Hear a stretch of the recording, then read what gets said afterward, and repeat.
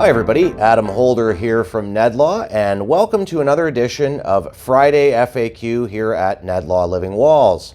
As you can see, still got my hard hat on, so that means we're still at headquarters here for another episode today.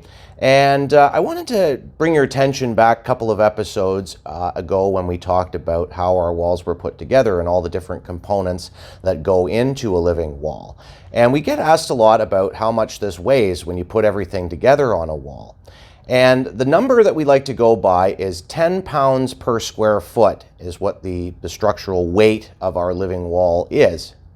And if you're building a wall that's of particularly large size, we find it's very important to seek out the services of a professional engineer to make sure that the structure wall that you're building onto can support that weight, because they can get pretty heavy as they get up there.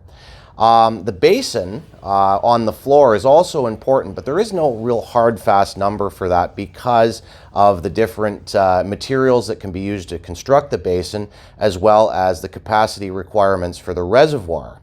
So when you design a living wall, it's important to get engineers involved in the design team to make sure that you can support all this weight that's going in.